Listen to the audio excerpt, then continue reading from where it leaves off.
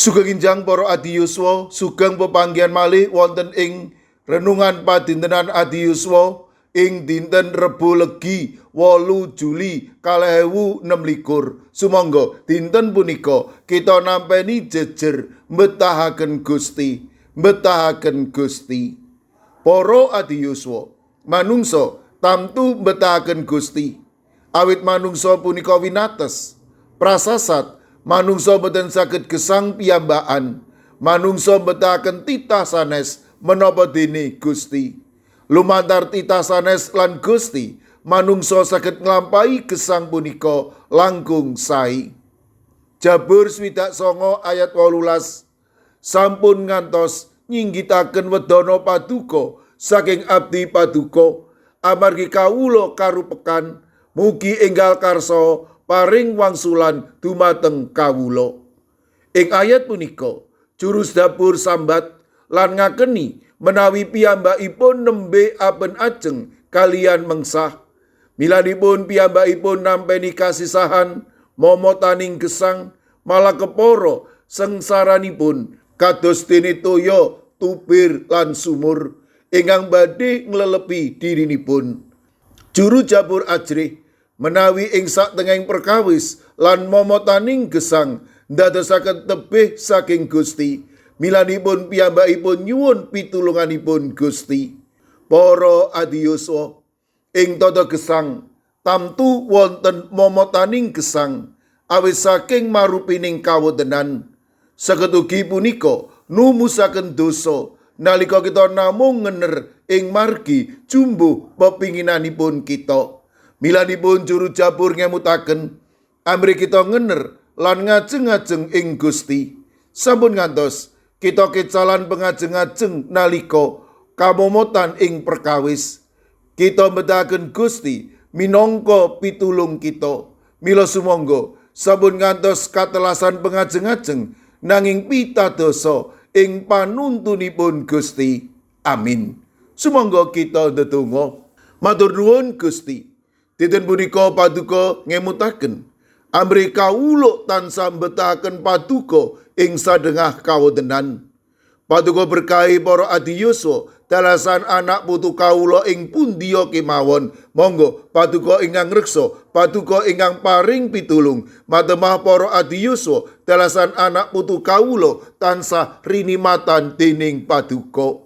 Mirunggan kala pasrahaken sawetawis sedherek kawula ing GKJ Wedi. Kawula pasrahaken Bapak Sudiat lan Bapak Ibu Danu Sutardi ingkang nembe nandhang sakit. Kawula pitados paduka ugi badhe ngagem menapa lan sinten kemawon amri tetiganipun menika ingkang nampi wetahing kesarasan.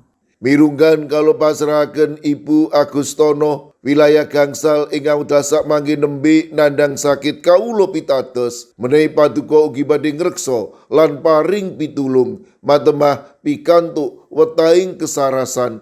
Boten kasupen kawula pasrahaken Lari Astama Kusala wayah putipun Ibu Sukarjo ingkang dasak mangke nembe nandhang sakit. Sawetawis sedherek kawula ing GKJ Gondang Winangun, kawula pasrahaken Ibu Rusminah, Bapak Paryono, Ibu Suwarni, Bapak Karsono, Bapak Marsudi Raharjo, Ibu Lagimin, Bapak Suyatno, Ibu Menik Salio, Bapak Jarot Sukmono, sedherek Agus Supardiono. Sawetawis sedherek kawula ing GKJ Magelang, Ibu Bambang HN, Ibu Sri Winanti, Mbak Cilik, Bapak Wiharto, Bapak Mangku, Ibu Pratiwi wonten ing pamulihan. Sawetawis sedherek kawula ing GKJ Guntur Geni, Bapak Y Sudenal, Bapak Y Rasidal, Ibu Sartini, Bapak Ibu Supriyono, Ibu Joni, Ibu Daniel Suharyanto, Ibu Pratono, Bapak Stefanus Ngadiono. Kawula pasrahaken sedherek kawula ing Pugeran, Bapak Minto Taruno, Bapak Sugiri. Kawula pasrahaken sedherek kawula ing GKJ Telepok, Ibu Wirya Sumarto, Bapak Yutam, Bapak Karyadi. Sedherek kawula ing GITJ Trangkil Pati, Bapak Ibu Karyo, Bapak Ibu Toyo, Ibu Nani Cahyono. Mekaten ugi kawula pasrahaken Ibu Otniel Ngatius ing Wonosari, Bapak Yohanes Kuncoro ing GKJ Immanuel Solo, Bapak Wijongko ing GKJ Sedayu, ing GKJ Pamong Utomo Kalinegoro Magelang. Kawula pasrahaken Bapak Mardiono, Ibu Marsudi lan Ibu Sri Widarti. Kawula pasrahaken Bapak Yohanes Mudadi ing GKJ Tuban. Kawula pasrahaken sedherek kawula ing GKJ Wonosobo, Bapak Yusuf Sunaryo.